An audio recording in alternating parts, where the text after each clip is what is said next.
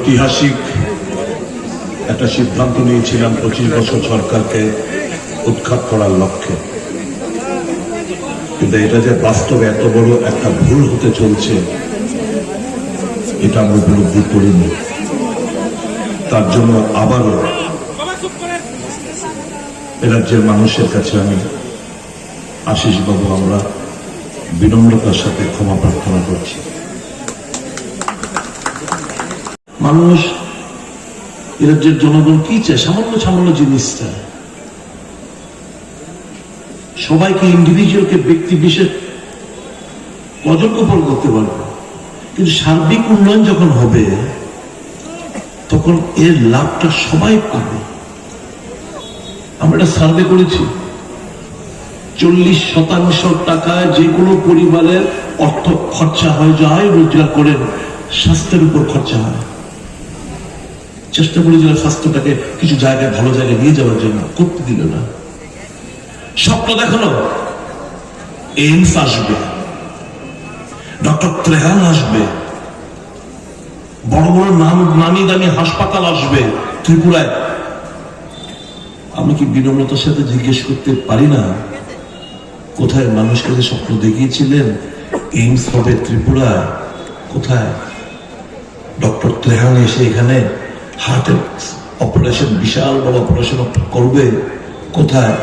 আর অনেক ডাক্তারদের নামটা ঠিক মনে নেই, এগুলো এখানে প্রেস মিডিয়া কভার করেছেন, আপনারা ভালো বলতে পারবেন। আপনারা এই স্বপ্ন তো দেখিয়েছিল।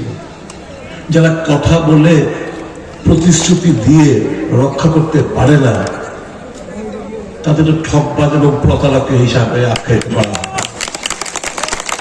মানুষকে ঠকিয়েছে।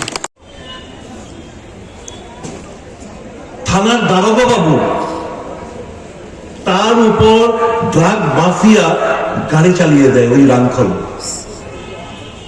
ওয়ান সাব ইন্সপেক্টর রামখল, খুব সুন্দর বক্সনগর এলাকা।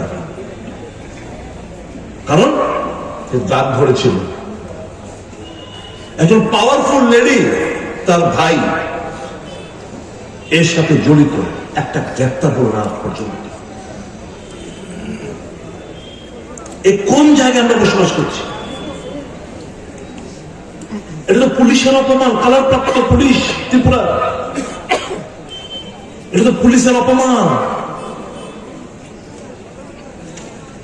পাড়ার চুনোপুটি এসে মন্ডল ফন্ডল এইসব যা খুশি তা বলছে, দারোগা বাবুদের ইনসাল্ট, অশোক স্তম্ভ তার কাঁধে, একটা চুনোপুটি নেতা এসে ধমকাচ্ছে, অপরাধ করে অ্যারেস্ট করতে দিচ্ছে না। যে নন বেলেবল সেকশন গুলো ইমপ্লিমেন্ট করার কথা, সেখানে বেলেবল সেকশন ইমপ্লিমেন্ট পার পেয়ে যাচ্ছে। কাজে এই জিনিসগুলো তো বৃদ্ধি পাবেই।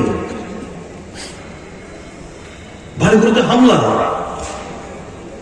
বাঘ বাহিনীর তাণ্ডব সারা রাজ্য জুড়ে। এরকম তো অবস্থা, এই নৈরাজ্য আমরা তো আগে কখনো দেখিনি। এত অহংকার, এত দাম্ভিকতা, এটা রাজ্যের মানুষ সহ্য করবে? আমি শুধু পুলিশদের কাছে একটা অনুরোধ করতে চাই, এ রাজ্যের মানুষ তো আপনারা, থানার দারোগা বাবুরা, পুলিশে যারা কাজ করেন, এ রাজ্যের যারা, এই মাটিকে তো ভালোবাসেন, ত্রিপুরাটাকে ভালোবাসেন। আপনি কি ত্রিপুরার মানুষকে উপর দায়বদ্ধ না? পুলিশের উপর যদি মানুষের আস্থা সরে যায়, সরে গেছে বলতে দ্বিধা নেই আমার, পুলিশকে এখন আর মানুষ বিশ্বাস করতে চায় না।